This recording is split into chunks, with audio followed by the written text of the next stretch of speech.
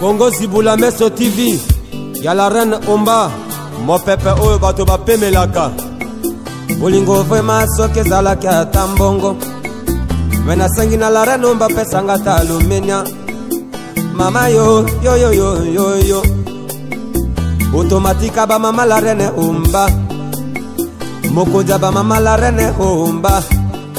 Si parando denju sarela kisanga nzela.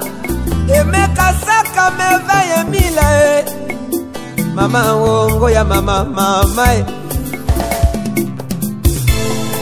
Mama la reine Omba. Balobi oza mo pepe. Bapekisaka mota pemba te. Umela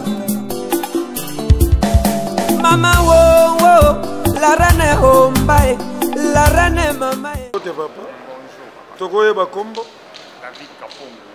Papa lelo tona sujet ya Papa Lutumba. Papa Lutumba lobaka mokolo ya okufa bakaki kobeta. Pe beti. Pana yo d'après yo, ozwi yango na sens nini? Dans le sens que azalaki papa moko ndenge babandaki kolobaka kaka aza poète mais entre-temps azalaki prophète parce que makambo tout ye alobaka yango andiwana ye en tout cas ekokisami. Asali yango vraiment que mokolo akufaki un certain samedi.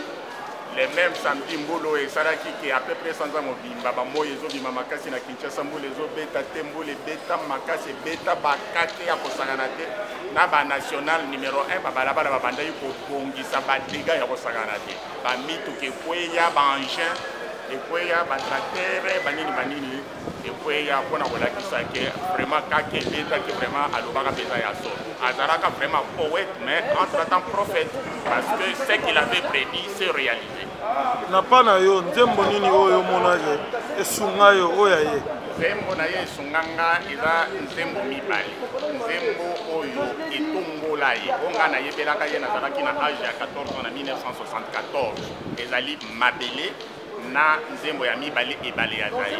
Ce sont les deux chansons en tout cas esalaki ayebana mokili mobimba. Les deux chansons là. Mabele o babengi toto na ebale ya zaye. Merci beaucoup. Merci. Tokoye bakombo na mata. Lelo toza na sujet ya Papa Lutumba. Kotala lelo Papa Lutumba bayeke mokolo ya kufa bakaki kobeta. Pe kokisami bakaki beti. Selon yo ziongo na formane. Bon, personnellement, je akufaki là qui pose l'information après. Bon, na yo ki bakaki te mais soko lobi ki bakaki betaki c'est que d'abord Azaki poète et puis d'abord qualifié comme un prophète parce que Marambaloba mini ça là. Donc ceux qui vraiment des jeunes Bakaki betaki coup chapeau c'est pas n'importe qui faut Azaki Mutamza. Nzembo nini oya ye oyo mona ke songa yo na fa. Bon, répertoire dans la musical est un peu différent là mais quand même na yoka nzembo marqué pas surtout Mabele. Et en plus, ça va comme l'artiste absolument béni, notamment Ferré, un des grands de ce pays. Mais en tout cas, je me dis pour moi, ma belle. Ah, merci maman. Comme bon an. Philo. Lelo, tu as un sujet à Papa Lutumba, maman Philo. Papa Lutumba, Obaki, Mokoloya, Kufa, Bakaki, Gobeta. PBT. Pour yo, aux yeux, on a idée. Ah, vraiment. Paix à son âme d'abord. Papa Lutumba, Aza Papa Moko, donc un grand artiste vraiment. Artiste, Otoyeba, Obakenda. Donc, il y a des gens qui vraiment icône quoi. Donc, il s'est mis sur place. Oui, pour Nandinga Loba qui wana vraiment. Et comme ici, vraiment, doit éviter sur les années là bon musicien parce que tout le monde n'avait pas papa Wemba.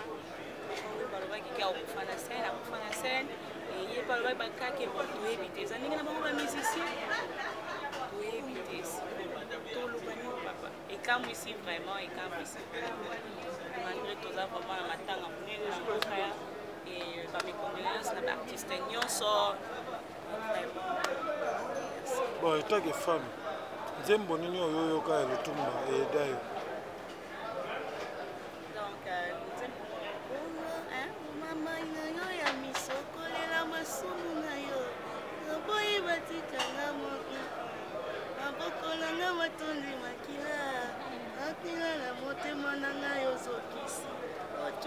Bandeli tonga kende basukola dans wana kaka. Papa. Mbote artiste. Lelo tona sujet ya Papa Lutumba. Papa Lutumba lobaka mokolo ya kokufa bakaki kobeta pe beti. Yo ozwi yango na ide nini? Otaki mwana mboka. Otaki nga mwana mboka na yebi peke Lutumba za ancien papa. Aida biso pe belé, aide pe ba musique congolais makambo belé, makambo etali ya koyemba, makambo etali ya kidar, da aza pena mama na artiste quoi. Tango alobaki bongo seka yebaki tina nini ke wa lobele bongo parce que azanya mamukete wa kuyo na zele femme nene. Faut te remercier, to lele na ndenge mwa kitoko, to pese ba valeur na ye pour parce que asa déjà grand. Nzembo nini oya Yesu nga yo pe na mutema. Bon, banzembo na ye oya ye pe na mingi na kuka ngote parce que ezalaka makasi. Mais soki na koyoka boye, na yoka yango kitoko, mais na koyemba yango boye ezalaka pena banzembo mo trop.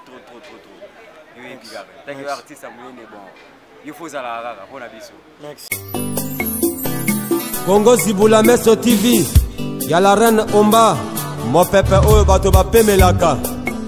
Bolingo vraiment soki ezalaki ata mbongo. Wena sangi na la reine Omba pesanga ta alumenia.